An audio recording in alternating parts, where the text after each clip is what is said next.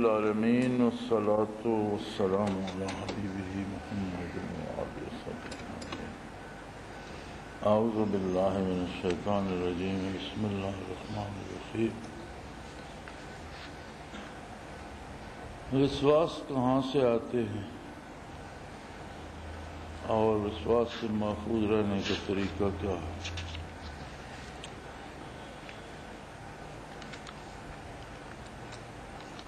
وسوسہ شیطان ڈالتا ہے.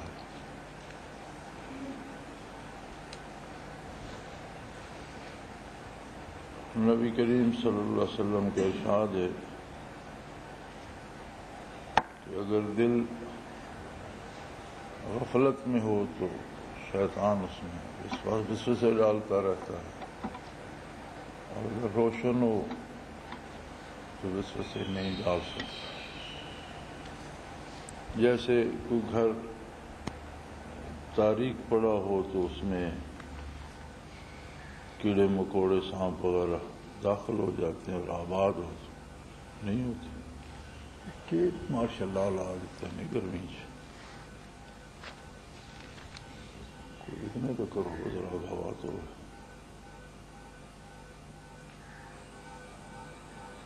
یہ تو ہیں شیطانی وساوس جو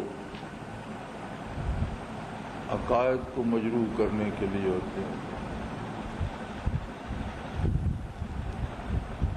شیطان کے وساوس بنیادی طور پر ایمانیات پر حملہ کرتے ہیں،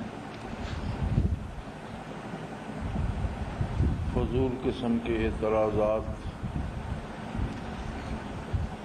اگر سمجھیں کہ اللہ کے بارے بات نہیں سن رہا تو رسول اللہ صلی اللہ علیہ وسلم کے بارے سے تو آخرت کے بارے سے کچھ بھی نہیں بنتا. کم از کم شیخ کے خلاف صحیح کہیں سے تو اس کی بنیاد کاٹی جائے.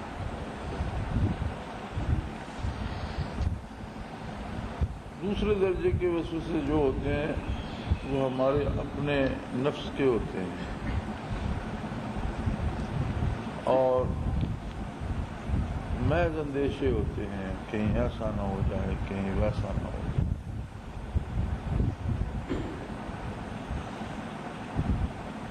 اور عموماً زیادہ وساوس، جیسا کہ حضور کے ارشاد عالی کا مفہوم بھی ہے، زیادہ وساوس بیکار آدمی کو آتے ہیں. آدمی جب کام نہیں کرتا، فارغ رہتا ہے، عبادت بھی نہیں کرتا، ذکر بھی نہیں کرتا، تو خالی ذہن جو ہوتا ہے وہ شیطان کے لیے کھیل کا میدان بن جاتا ہے. عموماً جن لوگوں کو دن بھر مشقت کرنا ہوتی ہے، کاروبار کرنا ہوتا ہے، کام کرنا ہوتا ہے، ان کے پاس وساوس کی فرصت کم ہوتی ہے. اور کام کرنا بجائے خود عبادت ہے، حلال کام، جائز کام میں مصروف ہوئی. عموماً یہ کوئی بیمار بن کے پڑا رہتا ہے، کوئی ویسے ہی کاروبار کو جی نہیں چاہ رہا جی، باہر نکلنے کو دل نہیں کرتا جی، پھر ایسے لوگوں کو طرح طرح کے تنگ کرتے رہتے ہیں.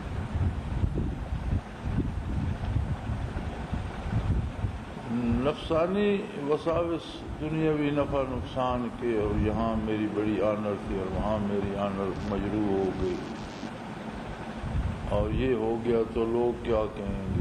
لوگوں کو اپنی فرصت نہیں ہوتی اور اس کو وسوسہ ستا رہا ہوتا ہے. لوگ تمہارے بارے کے، لوگ تمہیں کیا جانتے ہیں، لوگوں کو کیا ضرورت ہے تمہارے بارے کچھ کہنے کی. ہر ایک اپنی نفسی زندگی گزار رہا ہے. یہ خود ساختہ ہمارے ہوتے ہیں معیار. تو شاید میرے بارے لوگ بہت کچھ کہتے ہیں، لوگ کچھ بھی نہیں کہتے، لوگ اپنا کام کرتے ہیں.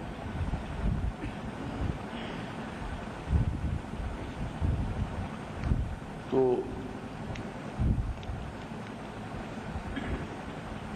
وسوسے کا آنا ایک اور بات ہے. عموماً شیطان جو وسوسے ڈالتا ہے وہ وسوسے آتے ہیں، وہ بندے کے اپنے اختیار میں نہیں ہوتے. اور وسوسے کا لانا ایک اور بات ہے. جو ہم خود بیٹھ کے سوچنے لگ جاتے ہیں مفروضوں پر، یہ ہوتا ہے وساوس کا لانا، از خود ان میں مبتلا ہونا۔ وسوسے لانا جرم ہے اور وسوسے کا آنا جرم نہیں۔ وسوسے لانا گناہ ہے اور وساوس کا از خود آنا گناہ نہیں ہے۔ جو وساوس از خود آتے ہیں ان کا دفاع کیا جائے تو مختلف طریقے علماء حق نے لکھے ہیں۔ مثلا کسی کو نماز میں وساوس آتے ہیں تو کم از کم نماز کے معنی یاد رکھے اور جو بھی لفظ ادا کرے ساتھ اس کے معنی پہ غور کرتا چلا جائے، تو دماغ ایک وقت میں دو کام نہیں کرتا، اگر اسے ایک طرف لگا لے گا تو ایک ہی کام کرے گا۔ اور اگر خشوع و خضوع نصیب ہو جائے تو پھر بات یہ الگ ہے کہ متوجہ اللہ ہو جائے تو وسوسے نہیں آتے۔ لیکن اگر اس کے باوجود بھی شیطان کوشش کرتا ہے وساوس ڈالنے کی اور بندہ کوشش کرتا ہے وساوس سے نکلنے کی، بچنے کی، تو ارشادات نبی علیہ الصلوۃ والسلام کے مطابق وہ جہاد شمار ہوتا ہے، اس کا الگ ثواب ملتا ہے، اس سے حرج نہیں ہوتا۔ لیکن اگر خود وسوسے لانے شروع ہو جائے، اب نماز میں کھڑا ہے تو خود سوچنا شروع کر دے وہاں میرے کام کا کیا ہوگا، وہاں میری فلاں بات تھی اس کا کیا ہوا، وہاں سے نقصان نہ ہو جائے، یہ نہ لوگ یہ نہ کہہ دیں، وہ نہ، یہ خود سوچنا شروع کر دے تو یہ گناہ بھی ہے اور نماز کو نقصان بھی پہنچاتا ہے۔ تو وساوس کا لانا جرم ہے اور وساوس کا آنا جو ہے جو بندے کے اختیار میں نہیں ہے وہ جرم نہیں ہے، بلکہ ان کا دفاع کرنا عین ثواب ہے اور جہاد شمار ہے۔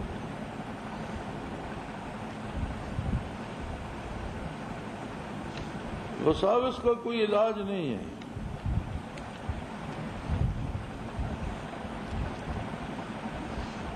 وساوس کا علاج صرف یہ ہے کہ یہ یقین پختہ کر لے کہ ہوگا وہی جو میرا رب چاہے۔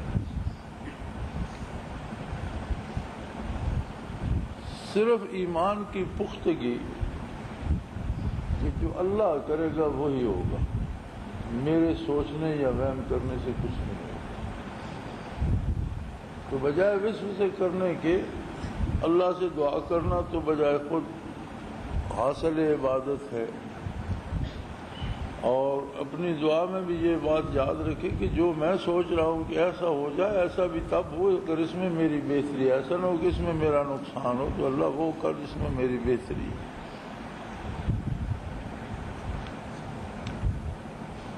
تو اللہ بہت کریم ہے۔ وساوس بڑھتے تب ہیں جب کوئی وسوسہ آتا ہے اور ہم اسے سوچنا شروع کر دیتے ہیں تو پھر وہ پھیلتا چلا جاتا ہے۔ جو اپنے بس میں بنیادی اس کا علاج اللہ کریم نے دیا ہے انسان کے بس میں، وہ یہ ہے کہ وسوسہ آئے تو اس پر سوچنا شروع نہ کر بلکہ اسے رد کر دے، درود شریف پڑھنا شروع کر دے، کلمہ شریف پڑھنا شروع کر دے، کسی کام کی طرف لگ جائے، توجہ بٹ جائے۔ جیسے نبی کریم صلی اللہ علیہ وسلم کا ارشاد عالی ہے کہ بہت زیادہ غصہ آ جائے تو حالت بدل لو، بیٹھے ہو تو کھڑے ہو جاؤ، کھڑے ہو تو بیٹھ جاؤ، وضو کرنا شروع کر دو، وضو کرتے کرتے کچھ سمجھو، توجہ کسی طرف بٹ جائے تو وہ حضور علیہ السلام نے علاج فرمایا کہ وضو کرنا شروع کر دو، تو وضو کرنے تک کیفیت بدل جائے گی۔ یہ جو لوگ بعد میں فتوے لیتے پھرتے ہوتے ہیں جی کہ مجھے اتنا غصہ آیا کہ سمجھ نہیں آئی میں نے طلاق دے دی، اگر ایسے علاج کرے کتنا غصہ آیا ہے تو صورتحال بدل دیں گے، وضو کرنے لگ جائے تو شاید نوبت طلاق تک نہ جائے۔ لیکن یہ تو فارغ ہو کر پھر انہیں ہوش آتا ہے، پھر کسی سے حلال کرانے کا پوچھتے پھرتے ہوتے۔ اگلے دن بھی ایک خط تھا جی، مفتی نے تو کہہ دیا جی کہ اتنا غصہ آیا کہ حواس نہ رہے تو کوئی نہیں، طلاق نہیں ہوتی، آپ کے لیے حلال ہے۔ آپ کیا کہتے ہیں؟ میں نے کہا میں تو مفتی نہیں ہوں، سرے سے جان چھٹی، مفتی جانے آپ جانے، آپ کی قبر جانے، میں تو مفتی ہوں ہی، بات ختم۔ جب طلاق دے دی تو عجیب بات ہے، میری سمجھ میں یہ منطق نہیں آتی کہ کیا طلاق بیوی خدمت کرے اور خوب مٹھیاں بھرے اور اچھا کھانا کھلائے اور بہترین بستر لگا کر دے تو خوش ہو کر وہ طلاق دے گا؟ خوش ہو کر انعام میں تو طلاق کوئی بھی نہیں دیتا، ہر کوئی لڑائی میں ہی دیتا ہے۔ پتہ نہیں کس مفتی نے کہاں سے فتویٰ نکالا ہے، میں نے کہا بھائی میں مفتی نہیں، تم جانو تمہارا کام ہے۔ تو بجائے اس کے کہ بعد میں فوراً ہوش آ جائے، حضور علیہ السلام نے فرمایا زیادہ غصہ آ گئے بیٹھ کر وضو کرنا شروع کر دو، بیٹھے ہو کھڑے ہو جاؤ، گالیاں دینے کی بجائے کلمہ شریف پڑھنا شروع کر دو، درود شریف پڑھنا شروع کر دو، صورت حال بدلے گی تو کچھ حواس قائم ہے۔ یہی حال وساوس کا بھی ہے کہ کام میں اگر آدمی مصروف رہے اور کام کرتا رہے، خود کو فارغ نہ سمجھے تو وساوس کم آتے پھر بھی ہیں۔ شیطان تو اپنی کوشش سے باز نہیں آتا،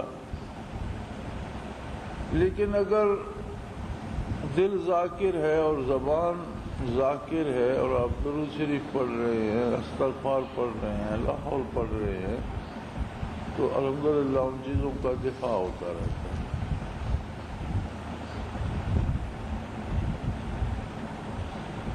اور دوسرا علاج یہ ہے کہ جو وسوسہ بھی آئے، زندگی وسوسوں کا نام نہیں ہے، زندگی ٹھوس حقیقتوں کا نام۔ مسنون طریقہ تھا ایک استخارے کا، میں سمجھتا ہوں کہ ہر فرد کے اور ہر وقت کے حالات مختلف ہوتے ہیں۔ حضرت علی کرم اللہ وجہ الکریم سے کسی نے یہ سوال کیا تھا کہ آپ سے پہلے بھی 3 خلفاء گزرے ہیں، ان کا عہد مختلف قسم کا تھا، آپ کا عہد بالکل مختلف ہے۔ ان کے زمانے میں ریاست اسلامیہ کی سرحدیں بڑھتی رہیں اور اندرون ملک امن و امان رہا۔ آپ کی خلافت میں نہ ریاست کے اندر امن ہے، خانہ جنگی کی کیفیت ہے اور بیرونی فتوحات رک گئی ہیں۔ یہ کیا وجہ ہے؟ انہوں نے فرمایا کہ ان خلفاء نے میرے جیسے لوگوں پر حکومت کی اور مجھے تم جیسے لوگوں سے سابقہ پڑ گیا۔ بہت صحیح جواب تھا کہ وہ زمانہ اور اس لیے تھا کہ اس زمانے میں رعیت میں میرے جیسے لوگ تھے اور آج میرے پاس تمہارے جیسے لوگ ہیں۔ حالات اور وقت اور یہ چیزیں اثرات کو تبدیل کرتی ہیں۔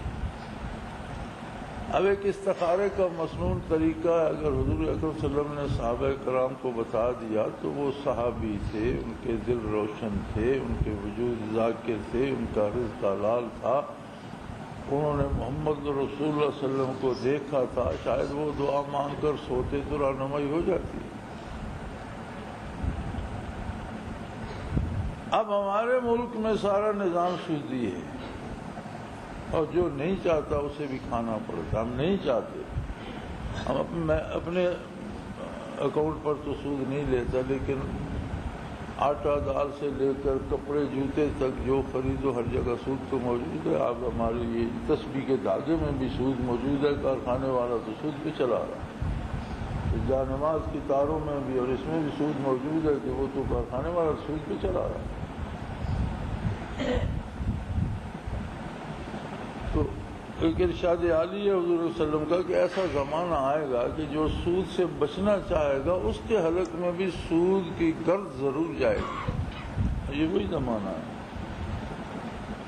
اس کے بارے میں حضور صلی اللہ علیہ وسلم نے فرمایا تھا کہ جو سود سے بچنا چاہے گا اس کے حلق میں بھی سود کی گرد ضرور جائے گی۔ اب کھانے کو سود ملتا ہے، اشیاء نقلی ملتی ہیں، کردار ہے نہیں، قتل و غارت گری روزمرہ ہو رہی ہے، جان مال آبرو کا تحفظ نہیں ہے، اور پی ٹی وی چینل نے اور انہوں نے نئے چینلوں نے ایک چینل ہی کھول دیا ہے استخارے کو۔ یہ جو سارا دن ننگی عورتیں نچاتے ہیں اور گانے سنواتے ہیں، تلاوت سے شروع کر کے فوراً فلمی گیت لگا دیتے ہیں اور آدھی آدھی ننگی خواتین اچھل کود کر رہی ہوتی ہیں، وہاں ایک ملا سا بھی بیٹھا ہوتا ہے، استخارہ کرا لو۔ مسنون یہ نہیں تھا کہ سارے لوگ جمع ہو کر کسی ایک حضرت صاحب سے استخارہ کریں، وہ تو لوگوں میں خود استعداد ہو، تو ایک طریقہ تھا کہ ہر کوئی اپنے لیے کرے۔ اب یہاں استخارے کے سٹیشن بن گئے ہیں اور ٹائم بن گئے ہیں، اور ٹی وی پر پھر مرد عورتیں وہ لکھتے ہیں، پھر وہاں سے جواب آتا ہے استخارے کا۔ تو یہ کیا ہے؟ وہمی کی ایک صورت ہے۔ یہ مسئلہ سامنے ہے تو شریعت کے مطابق اللہ سے دعا کرو اور جو ہو سکتی ہے وہ کوشش کرو، جو ہوگا حل ہو جائے گا۔ مجھ سے کل کسی نے ٹیلی فون پر پوچھا، ایک خاتون کا جھگڑا تھا میاں کے ساتھ اور بہت دور تک چلا گیا، تو جی مجھے استخارے والے نے یہ بتایا فلاں نے۔ میں نے کہا جی میں آپ کو ایک بات بتاتا ہوں، فیملی کورٹ میں جاؤ اور فیصلہ کراؤ۔ استخارے سے نہ وہ مارنے سے باز آئے گا نہ تمہاری عزت کرے گا۔ اگر برداشت کر سکتی ہو تو گزارا کرو، اللہ اجر دے گا۔ سمجھتے ہو کام برداشت سے باہر ہو گیا ہے تو جا کر عدالت میں اپنا دعویٰ کرو اور اپنی جان چھڑا لو، پھر بعد میں استخارہ کر دو۔ دو ہی تو طریقے ہیں سیدھی سیدھی عملی زندگی کے۔ انہیں جی مجھے اتنا مارا، مجھے اسپتال رہنا پڑا اور روزانہ یہ یاد، میں کہ بھائی تمہاری مرضی نہیں گزارا ہو سکتا تو عدالت کو رجوع کرو، جاؤ۔ تو زندگی ایک عمل کا نام ہے۔ زندگی میں سوچنے یا وہم کا نام نہیں۔ وہم کرنے سے مصیبتیں بڑھتی ہیں، کم نہیں ہوتی۔ یہ عید بدی کا عید ہے، ہر طرف برائی عام ہے، اور اس سے بچنے کے لیے بندے کو حواس سلامت رکھنے پڑتے ہیں۔ اگر وہم میں پڑ گیا اور سوچنے میں پڑ گیا تو مارا گیا۔ شرن وہم کی حیثیت یہ ہے کہ ایک آدمی نے وضو کیا، اب اسے وہم ہے جی میرا وضو ٹوٹ گیا، اس وضو سے نماز درست ہے، اس لیے کہ فقہاء لکھتے ہیں کہ اسے وضو کرنے کا تو یقین ہے کہ میں نے وضو کیا، اب ٹوٹنے کا وہم ہے، یقین نہیں ہے، تو عمل یقین پر ہوگا، وہم پر نہیں ہوگا۔ فقہی اعتبار سے وہم کی کوئی حیثیت نہیں ہے، یقین پر کام ہوگا۔ ایک آدمی نے نماز شروع کی، اب وہ وہم پڑ گیا جی میں نے پتہ نہیں 3 پڑھی ہیں، شاید ایک اور پڑھ 4 پوری کی ہیں یا 3 پڑھی۔ وہم پر عمل نہ کرے، جس طرف یقین ہے اس طرف عمل کرے۔ اگر یقین ہے 4 پوری ہوگی ہیں تو سلام پھیرے، دعا مانگے اور رخصت ہو، نماز مکمل ہوگی۔ وہم کی کوئی حیثیت نہیں، شرن وہم کی کوئی حیثیت نہیں۔ بچنے کا طریقہ، عملی طریقہ یہ ہے کہ خود کو مصروف رکھے اپنے کاروبار میں، اپنے امور میں، اپنے دنیاوی معاملات میں، اپنے دین میں، تلاوت میں، اللہ اللہ میں، اذکار میں، اپنے آپ کو مصروف رکھے، وہم کے لیے خالی نہ چھوڑے۔ اس کے بعد بھی اگر وہم آتا ہے تو اسے بھلانے کی کوشش کرے، چھوڑ دے، رد کرے، اور حقائق پہ، واقعات پہ، حالات پہ نظر رکھ کے اس کے مطابق عمل کرے۔ حکم شریعت کا بھی یہ ہے کہ وہم پر عمل نہ کیا جائے، یقین پر عمل کیا جائے۔ تو اس سے بچنے کی ایک ہی صورت ہے۔ پہلی بات، سب سے پہلی بنیادی بات تو اللہ پہ بھروسہ، اللہ کی یاد، مصروفیت ہے، اور دوسری بات یہ ہے کہ وہم کے پیچھے نہ بھاگ۔ کوئی وہم آئے اور اسے سوچنا شروع کر دے گا تو وہ پھیلتا جائے گا، بڑھتا جائے گا۔ اگر اسے درگزر کرے گا، چھوڑ دے گا، اگنور کرے گا تو اس وقت ختم ہو جائے گا۔ اور انسان یہ سوچے کہ میرے پاس فرصت نہیں ہے وہم کرنے کی، میرے پاس عمل کی بھی تھوڑی سی فرصت ہے، میں وہم میں کیوں پڑوں؟ اگلا پل زندگی ساتھ دے نہ دے، اگلا لمحہ ہے یا نہیں، اگلا سورج دیکھنا ہے یا نہیں دیکھنا، تو میں حقائق پر کیوں نہ نظر رکھوں، میں وہم میں کیوں پڑھوں، میرے پاس اتنی فرصت کب ہے کہ بیٹھ کے سوچتا ہوں۔ تو اللہ کریم حفاظت فرماتے ہیں، اللہ کی یاد میں مصروف رہے، دینی دنیاوی امور، دنیا کے وہ کام جو شرعاً جائز ہیں یا ضروری ہیں وہ بھی عبادت ہیں، ان پر بھی اجر مرتب ہوتا ہے، ثواب ملتا ہے، اللہ کی رضا حاصل ہوتی ہے۔ تو یہ طریقہ ہے غیب سے بچنے کا کہ اس کی پرواہ ہی نہ کرے۔ وآخر دعوانا ان الحمد للہ رب العالمین۔